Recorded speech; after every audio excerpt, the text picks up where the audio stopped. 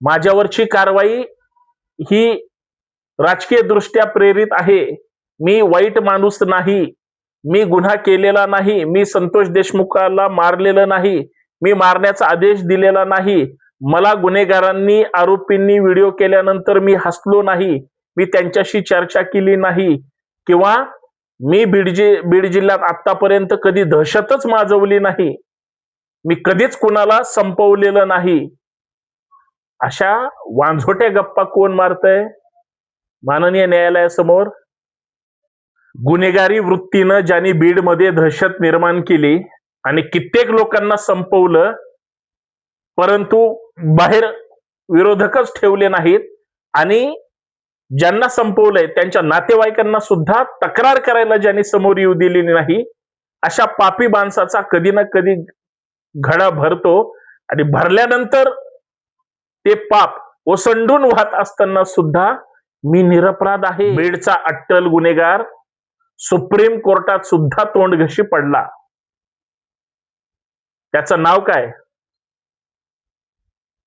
कोण आहे तो? कशा पद्धतीनं त्यांनी दहशत निर्माण केली, या सगळ्या मुद्द्यांवर चर्चा करायची. सर्वांना या संतोष शिंदे ऑफिशियल आपल्या हक्काच्या युट्यूब चॅनलवर मी पुण्यातून ऍडव्होकेट संतोष शिंदे आपल्या सर्वांचं मनपूर्वक स्वागत करतो. विनंती एवढीच आहे, हा व्हिडिओ जास्तीत जास्त शेअर करा, शेवटपर्यंत पहा. इतरांना पाठवत असताना नवीन असाल तर चॅनल सबस्क्राईब करा, बेल आयकॉन प्रेस करा, नोटिफिकेशन ऑल ठेवा. बीडचा डॉन कोण होता? एका मंत्र्याचा राईट हँड कोण होता? काय त्याचं नाव? जो 302 खंडणी सराईत गुन्हेगारी या प्रकरणात अटक आहे, त्याचं नाव आहे वाल्मिक कराड. वाल्मिक कराडने माननीय सर्वोच्च न्यायालयापर्यंत पोहोचला की माझ्यावरचा गुन्हा मागे घ्या, मी गुन्हेगार नाही, मी कुठलाही क्राईम केलेला नाही, मला सुडातून खोट्या भावनेतून अडकवलेलं आहे वगैरे वगैरे 10 कारणं द्यावी लागतात. शब्द वेगळे असू शकतात, त्या शब्दांचा अर्थ असाच निघतो. मला जामीन द्या, माझा हक्क आहे मला जामीन मिळण्याचा. इतरांचा मी नेता असल्यामुळे मला अटक केली. खर तर वाल्मिक कराड तो झाकी है, मास्टर माइंड अभी बाकी है, अशी बीड जिल्ह्यात कुजबूज आहे. मसाजोगचे सरपंच एक जबाबदार भारतीय नागरिक म्हणून संतोष देशमुख काम करत होते. गावातल्या प्रत्येकाची काळजी घेत होते, सेवा देत होते. आपल्या एका गावातल्या एका कंपनीच्या वॉचमॅनला अमानुष पद्धतीनं मारहाण केली म्हणून ते सोडवायला गेले. मग तिथं काही गावगुंड आले, त्यांच्यात हमरी तुमरी झाली. संतोष देशमुखांनी त्या व्यक्तीच्या कानाखाली वाजवली, त्याच्यात त्यांना राग आला आणि त्या सगळ्या भांडणातून मग देशमुखांना गाडीत तिथं उचलून नेलं. कारण ही सगळी जी गुन्हेगार गावगुंड आली होती, चाटे घुले, ही सगळी कराडची माणसं खंडणी मागायला आलेली होती. यांनी संतोष देशमुखांना गाडीत टाकलं, अज्ञातस्थळी नेलं, अत्यंत वाईट पद्धतीनं नको नको तिथं मारलं, विचित्र अवस्थेमध्ये त्यांना सोडून दिलं. 2-4 तासामध्ये त्यांचा प्राण गेला. अशा पद्धतीनं त्यांना मारलं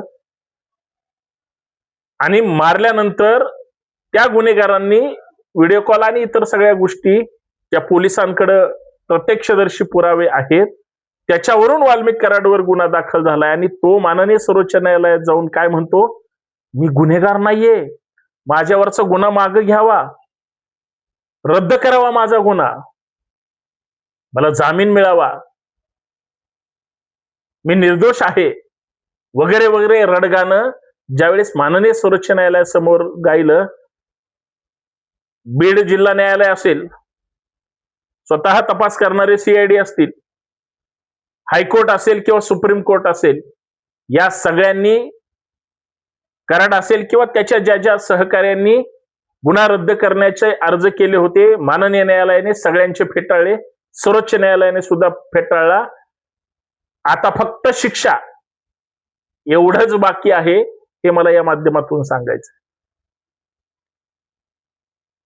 माणसं मारणं तुम्हाला सोपं वाटत असेल, काही तासातला घटनाक्रम असेल, पण शिक्षा आयुष्यभर त्या ठिकाणी होते हे वेगळं सांगायची गरज नाही. आणि एखाद्याची सहज हत्या करणं तरी शिक्षा तीच आहे.